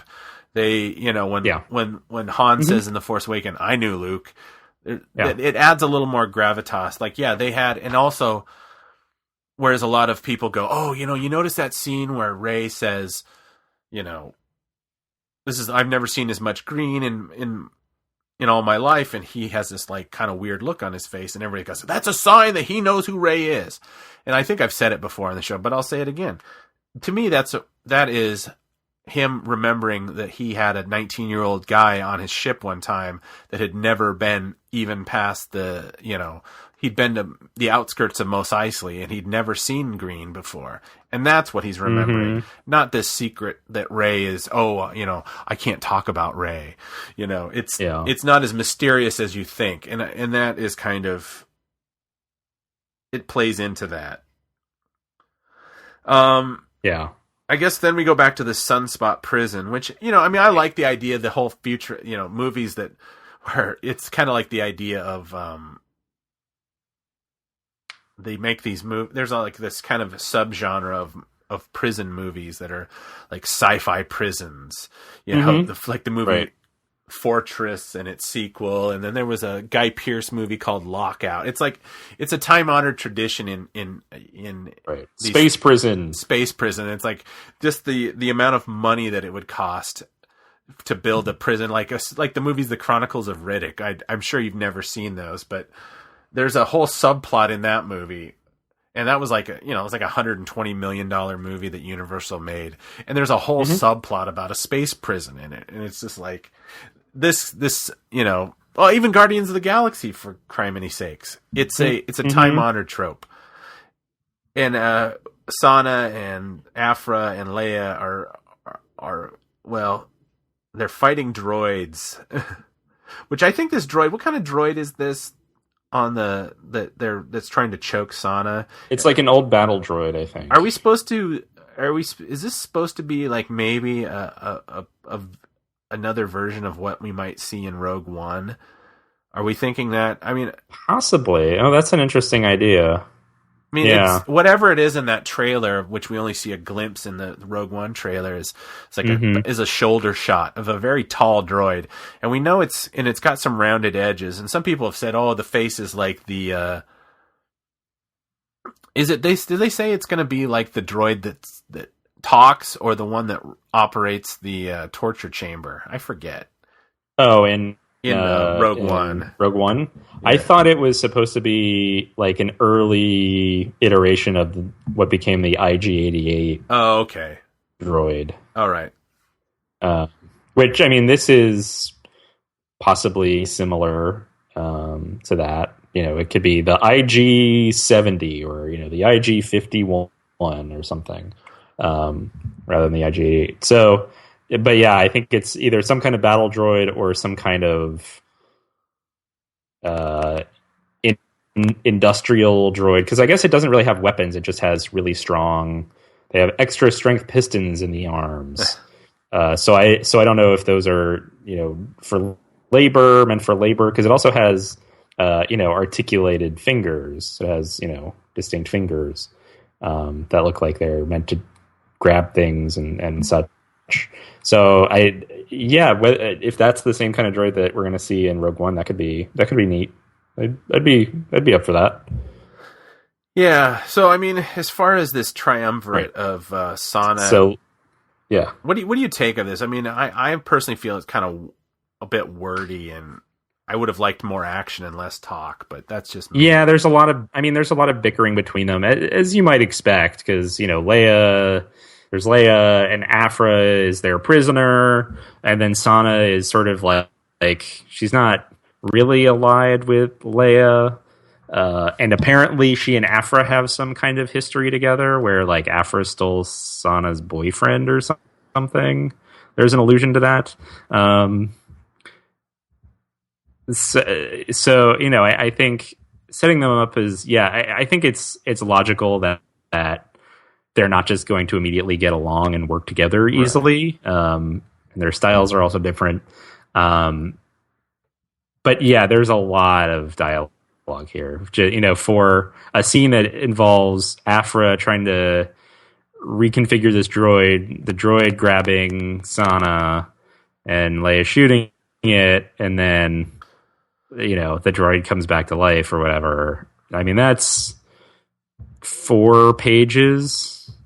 And most of that, it's a lot of dialogue. And it just, because you have 3 characters, like all kind of talking to each other, none of them are really silent. So yeah, it's a little wordy. In general, I I like seeing this grouping. I think it's potentially very interesting if they continue in the future. I feel like this was probably the heyday of this grouping, because we'll jump to the end. Han and Luke show up at the end, and so that'll change the group dynamics again, and they'll have people pairing off or not in the future. I put this on our Tumblr page, but one thing I really like about the artwork in this one is that all three of these women have very distinctive costumes, ways of dress, modes of dress, so that if you don't really know much about these characters at all or who they are, you can pick it up and open to a panel where all three of them are there together and kind of get a sense of their different personalities and their different styles just from the way they're dressed. Whereas, say like Luke and Han, yeah, they're dressed slightly differently, but like it's, pants and a tunic and a jacket or a vest or whatever. It's not as distinctive as you get here. Where you have Leia wearing, kind of a white outfit with a cape of some kind. You have Afra in her, I guess it's not really a jumpsuit, but it's, her hood is pulled up over her head and it's very, kind of futuristic, where, there are these black lines on it that make it look very kind of technological and very different from, the cape that Leia has. And then Sana has, it's not really a scarf, it's not really a cape, but it's, she has something kind of around her neck that extends down her back, but it has this pattern on it. And so you get a sense that there's a little more design to it. And so, I kind of wish we had gotten more of these characters. I guess I don't really remember much of the previous issue, Star Wars. Yeah, me neither. And 18, I guess, or 17. And so the three of them are there together as well, but it's just been so long since I've read it. I don't remember. I understand what they're actually like, and so I'm sort of left like, oh, I wish we had more of the three of them doing stuff. I guess. So they break Afra out of her cell on like page. Well, this is the previous issue you're talking. Yeah, so in issue 17, they break her out on page like 19 out of 20. So they don't have much of the three of them interacting together in the previous issue, and so this is kind of, I think, the big moment in this person where you have the three of them working together and having a rough go of it at first, but then they sort of start figuring out, and then Luke and Han show up. Yeah. One of the real, I think the real feather in his cap for this issue is the art. I mean, it's really good art. This is the kind of stuff I like. I mean, not all the time, but for this kind of stuff, it's like, it looks realistic, yet it's impressionistic, yet realistic. Like they look close to who they, Han Solo is such a Leia looks like Leia,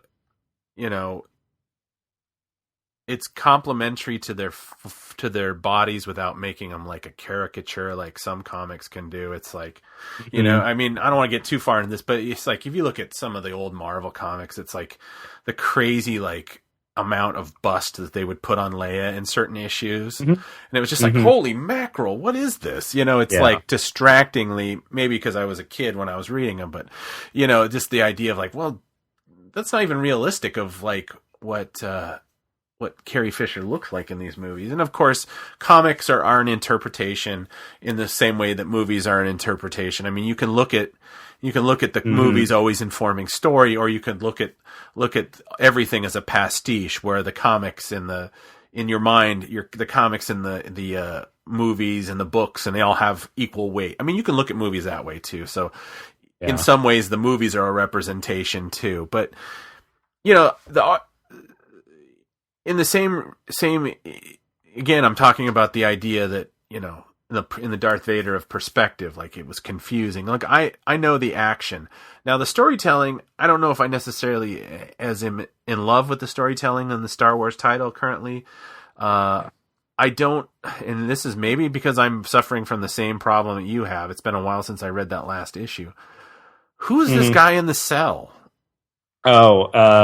So we don't know. He's never named. So someone has broken into the prison and has like killed a bunch of the prisoners and shut off the power, and that's who Leia and Aphra and Santa are trying to fight against. So in this issue, this mysterious person who's all armored up and everything, he's been opening different cells. He opens this one cell.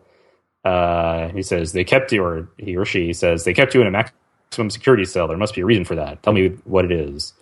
And so the guy in the cell, he's got long hair and a beard. He has some kind of mark on his chest. I don't know if that is meant to be like a tattoo or if that's some kind of electronic thing attached to him. It's a heart plug, Thufir. Yeah, it does. He's a Harkonnen now. It's in the right spot for it. Basically, he says that he's in the maximum security area because of the 3 Jedi whose throats I slit. And so the invader kills him, but right before the guy dies, he says, "Your Emperor Palpatine is a Sith Lord." And the guy goes, "What?" And then he gets stabbed, and the invader says, "It finally feels good to tell someone my secret. Thank you for that." And then he goes to the control room, and then he opens the next cell. So he's basically systematically going through, I guess, the maximum security cells and killing the prisoners.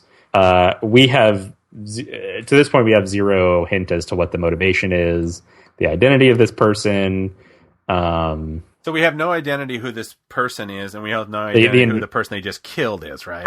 Right. Okay. Correct. All right. So I thought maybe I was losing my mind. No, you have not missed anything. Right. The invader is supposed to be mysterious on purpose, and I guess the guy in the maximum security cell, because he was going to die immediately, his identity didn't matter that much.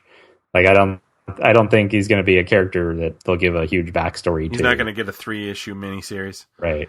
But, so the key here, I think, in this issue is that I mean, one thing that I didn't like that much about this issue is, and even the last several issues with this Rebel Jail storyline, is Han and Luke are just kind of off on their own.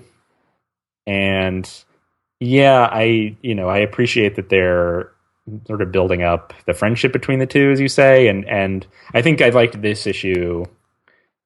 I like that the most, this issue where Luke was like, "Oh, I want to fly the Falcon." And he's like, "All right, just a couple parsecs or whatever." That's kind of a fun little bit of business, and it only lasted a page or two.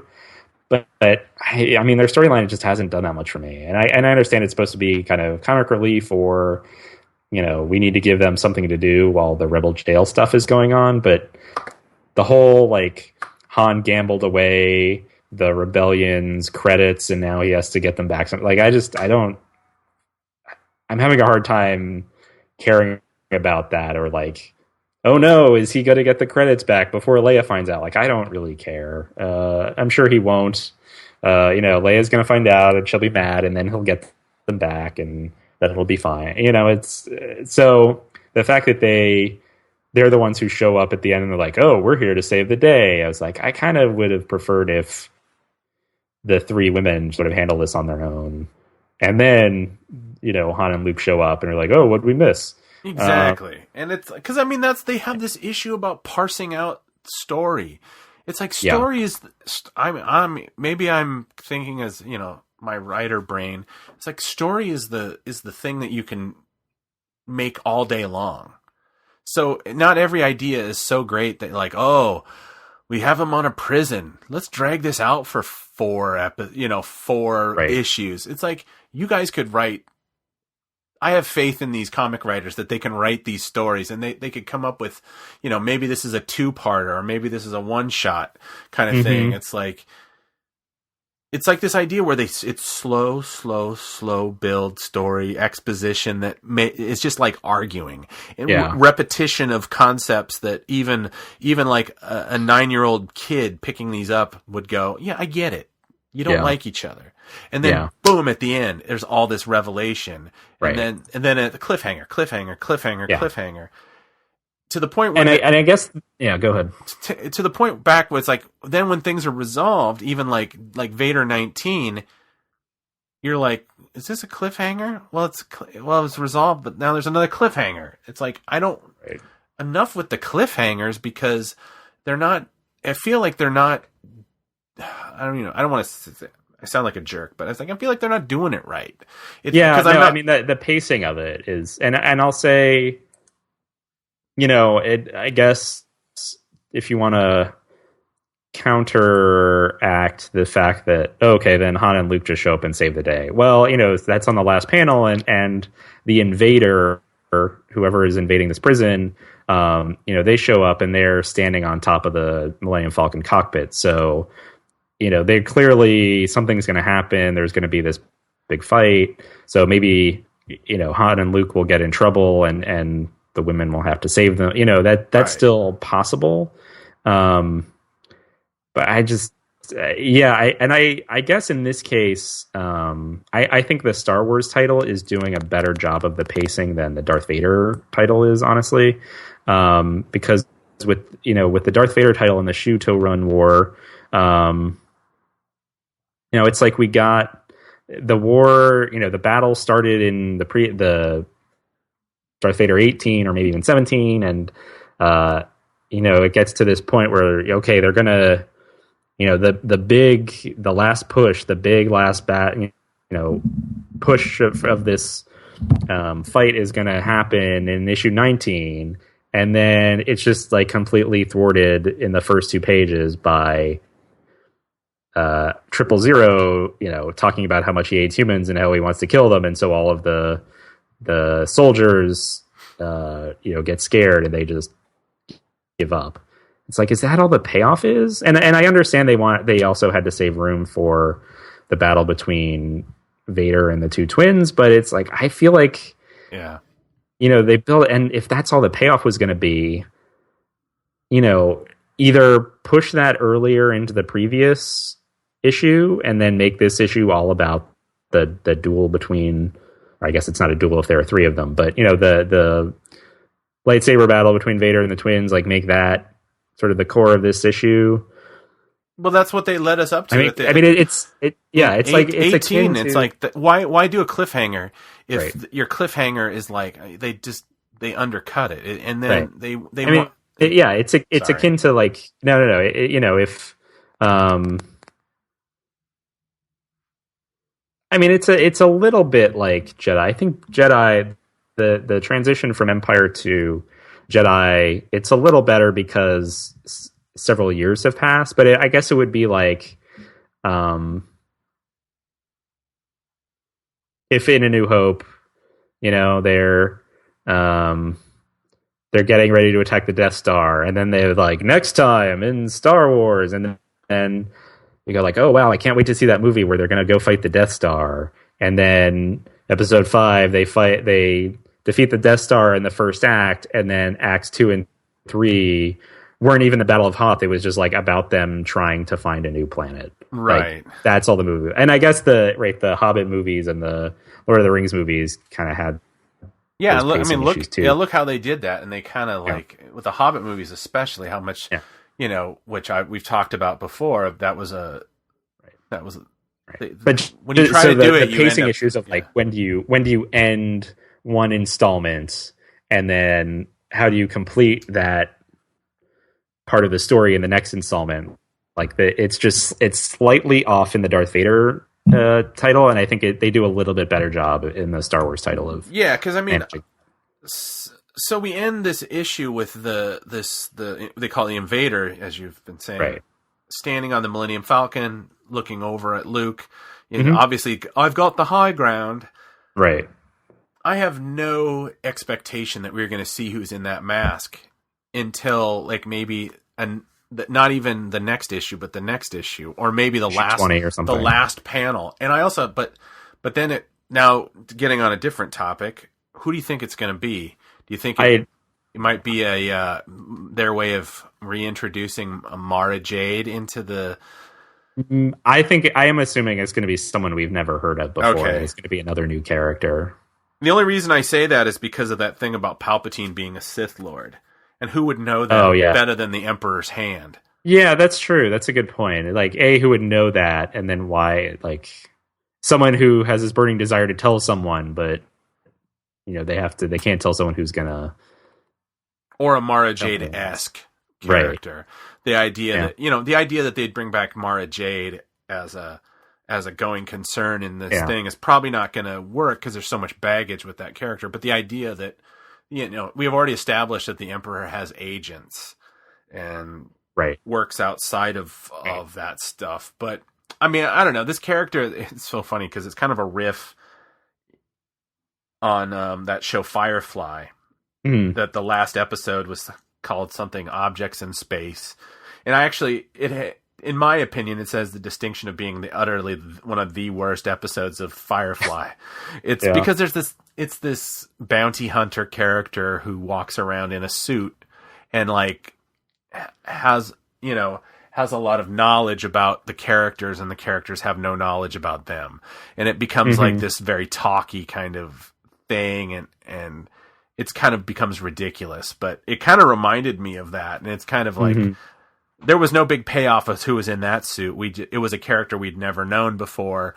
And if the show had continued, it most likely would have been like one of their nemesises that they would have come back to. But I feel like with all the buildup of like, him killing this person killing this Jedi killer and then giving that thing about the Sith Lord, it's like, there's gotta have to be some payoff, but we're dealing with a comic book that dragged on this whole Sana Solo thing way more than it needed to, So I don't know if they are, or if they're even allowed to break those kind of stories in the comics. Yeah. I don't know. I guess we should jump to Anakin Obi-Wan 4. Yeah. So this is Anakin and Obi-Wan are on, I don't even remember the name of the planet now. They're on some planet. It's sort of a post-apocalyptic steampunk planet. You have two factions, the open and the closed. Anakin was kidnapped by the open. They had him fix something. They're like, "Oh, can you fix this?" And he's like, "Oh, I love fixing things." And he fixed the thing. And so when they get back, they kidnap him, and when they get back to their base, they insert the mechanical thing and another thing, and it starts up like a mech. So now they have their weapons back. The thought being that then they're going to go try to fight the closed. Obi-Wan is with a guy from the closed, from their dirigible that they were using to travel. They fight a dragon or a couple dragons or something, and then they're escaping that, and then they meet some stranger who shoots the guy from the closed, and is a lady. I can't remember her name. It might be Sarah, Sera. She's a lady who's trying to save the planet or rejuvenate it back to what it once was before it became this desolate, poisonous place. And then you get more of there's been an ongoing flashback or a series of flashbacks of Anakin or Sheev Palpatine's mentorship of Anakin, and an incident about corruption in the Senate, et cetera, et cetera. So we get more of that. And that's what's happening in Obi-Wan and Anakin 4. Yeah, I mean, I'll just say it, and I sound like I feel like I'm being a complainer this week. I guess I'm always complaining about the comics. Honestly, love all the Anakin Palpatine stuff. I really do. I honestly wish there could. Maybe I'm the only one, but no, I like it. I just don't understand what it's doing in this comic. Exactly. Like, it just seems, and maybe there's going to be a payoff, but I don't know. Actually, yeah, that's the thing. It's like, it ends with Anakin's in flashback having declined to become a Jedi, and to me, that's like it goes to show you that they really should have pitched an Anakin and Palpatine, miniseries that would have been something to do with that seduction of Sheev number one. I find that story more, how did he get corrupted? It's like the idea that, the movie presents that it happened in a very short period of time, which is always, that could have easily have been a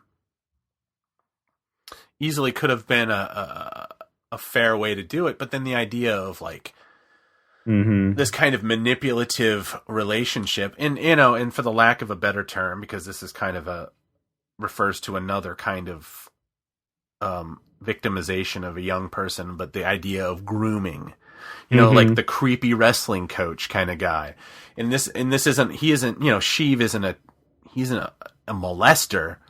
Right. He's literally wants his soul, and that kind of idea where he already knows that, like, this kid, I'm sensing an edge to this guy, and I want to see what I can get him to do. So he takes him to this, the underground of Coruscant, which, has been fabled in expanded universes being a real shithole, where people don't see the sunlight, where there's strange worms that bore into the rock, and and there's alien races down there that you would, that's the real, people don't go down there kind of thing. It's the, the Morlocks versus the Eloi kind of concept. And that he takes him down there into a depth that, has never been depicted in any of the live action, at least in the movies. Even the bar that Obi-Wan and Anakin end up in Attack of the Clones is kind of just a middling place. It's basically the equivalent of a suburban sports bar. It's not like it's not some scary biker bar down a dirt road or something like some of these places are. And just that idea that he kind of immediately influences Anakin to, well, I assume from this thing that Anakin rolled the dice for this guy, said, "Oh, if I could only the senator's," he basically says, Anakin says when they're in this bar and they've got their cloaks on, they're disguising their faces, and it's like, why doesn't the Senate do something about this inequality, and why don't they know about this? And Palpatine basically is like, well, who do you think's over there gambling right now? And there's a senator who, like, Palpatine says is corrupt, and he's taking money, he's taking bribes, but he never takes big bribes, so you never know if I can never get anything against him. Only if he was really hurting for money would he have to take a big bribe, and then I could follow the trail back. And then somehow, Anakin, in his kind of misguided desire for fairness in the galaxy, tips the dice out of favor for this senator, and he loses. And of course Palpatine lets out this guffaw in a very Sidious, because the way of the depiction, it's done in a kind of a dripping blood red exclamation, and it's it's that kind of thing. Yeah. And it arouses some suspicions about him, and then they have to leave or whatever. He goes, "Oh, it's my son," which I think is great, because it goes back to the idea that this underdeveloped idea that, did Darth Sidious influence midichlorians, which I know midichlorians, sorry guys, to create life in Shmi Skywalker? Is Palpatine honestly the father of Anakin, or was it Plagueis, or was it just a story that people told to confuse him? It ties back into that. He refers to, my son told a joke that I thought was funny, and he left. But really, obviously, he's laughing because he goes, yes, he is. Anakin is this person that I can mold. Right. And yeah, I like that. I mean, I like the idea that this isn't a thing that happened over the 2 months after they save him or whatever during the end of the Clone Wars. So to me, that's far more interesting than this ridiculous, like, I'm the extended or the unextended, or let's have a dirigible, let's have a mech. Why don't we have some bacon and a unicorn and a rainbow, and can we add zombies and throw every other culture, every other genre touchstone that has been abused to an end. It's just, I don't know. I wish that the whole thing was the Anakin, the idea that he this is actually a cliffhanger that I'm excited about. I honestly found myself skipping over the stuff. I want to know, he steps out. I want to see the galaxy. Well, we obviously know Anakin didn't quit the Jedi Order. Right. What brought him back? you know. Right. So that's with me. That's what that's the part I actually like. That's the part I will read. I probably won't read the rest of this story. I don't care where it goes. Yeah. And yeah, hearing it that way, I guess I'm realizing that I do actually like that part of the story, because previously I thought like, oh, I don't like that at all, and I think it's because we haven't seen how it fits up with the other storyline. Like it doesn't connect yet, and maybe it won't. But the whole time I've been reading that story, the flashback, going like, so is this relevant for the rest of for the main story? Like, is Palpatine going to say something and that's going to echo when the lady from the Open says something, and it's going to cut? No, okay, it's just, well, he's just they're still in that office talking, huh? And it's not there, because there's also not a lot of action to the flashback. There was a little bit where they went into Coruscant's seedy underbelly and went to a casino or something, but other than that, it's just them talking in an office. And so, but yeah, I think what I'm realizing is I think it's a more interesting story, but it's not the A story, and so I'm having a hard time figuring out how it connects to the A story, and that's why it's throwing me off. And I agree. I think it's more interesting than the A story, because the A story, like, I don't really care about this open versus the closed. I don't care about the steampunk stuff. I don't, it's this kind of ice planet that's like, okay, fine. Yeah, there you've got a blimp. Okay. And so I think this one's only supposed to be a mini-series, right? So the fifth issue is going to be the last one. So, I mean, there are like a lot of loose ends to tie up in that fifth issue. And so again, it's like the pacing of this one, I don't know. Like I feel like they're just trying to cram too much story into 5 issues.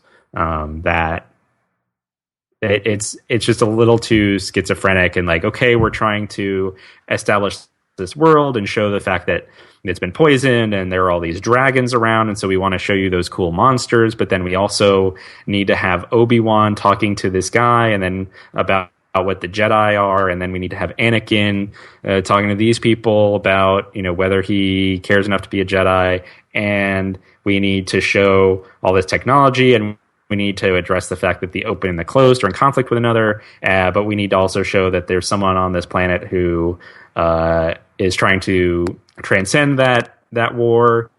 And then we'll throw in some flashbacks about Anakin and Palpatine, and it's just like too much going. Like they're just trying to cram too much in, and it at a certain point, I just lose interest. This is a book level story. Yeah, but they won't tell that story because they're kind of they're eschewing any kind of for now they're eschewing any kind of prequel-esque. I mean, and honestly, I think it would be smart to do that.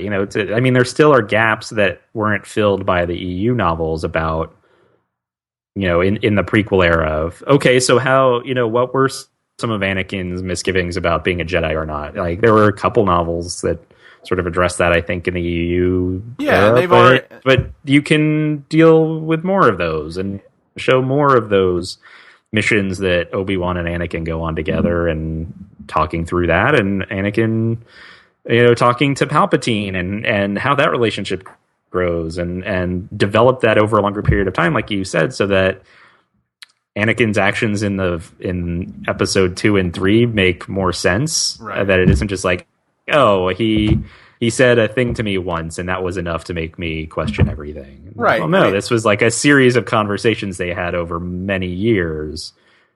And they in the movies, it's like all the way from the end of episode 1, where he goes, we'll watch your career with great interest. And by the time, obviously, Attack of the Clones, this experience has happened. But then by the third one, we know that him and Palpatine have a very close relationship, because he confessed that he violated his Jedi code to supposedly avenge his mother. I mean, like, he basically, Anakin's basically told Palpatine's like, I cheat on my taxes, and I have a major coke problem, and it's like, he's like, wow, you told him all the bad things about you, and it's like, and he didn't tell anybody. He trusts. So there's obviously that seduction of him, which, Lucas never did a great job. He had great scenes, but he never was able to make it to establish just how mentally unstable Anakin was. I mean, that's kind of at the end of the thing. It's like the reason that Anakin is able to be corrupted is he's unstable because of these traumas in his life, I mean, we could go we're getting near the end of the show here, so I don't want to go off on that. Yeah. I guess that's all we have to say about the comic, wouldn't you say? Or yeah, I think so. I mean, I guess we should wrap it up. We're hitting the 2-hour mark. Yeah. I will just say that just some quick news, I guess. We'll save that for another thing. It's a video game thing. It doesn't matter. I'll talk about it next week.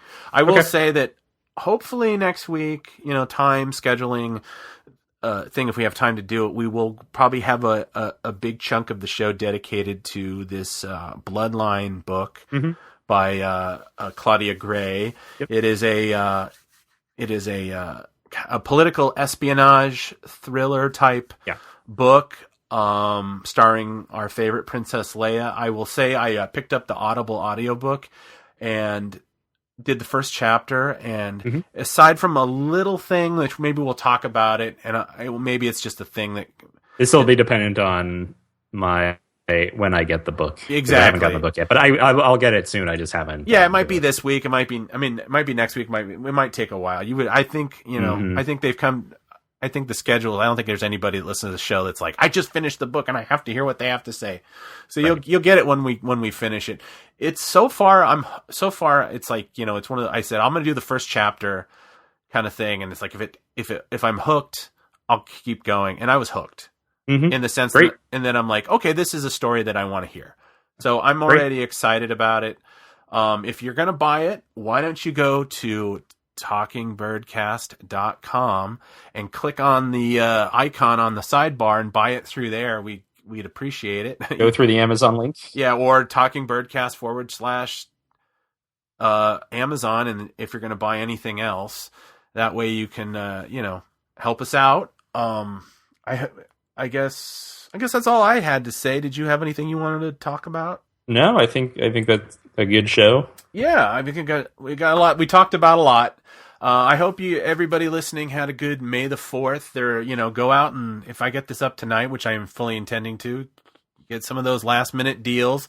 I'm very sad that EA has not seen fit to discount the season pass for Battlefront. I would very much like to buy it, but at $50, that is kind of highway robbery. It's the only Star Wars thing that's not on sale today, and it's the only thing that I need to pick up. But that is my complaint for the day, and I will end at that. All right.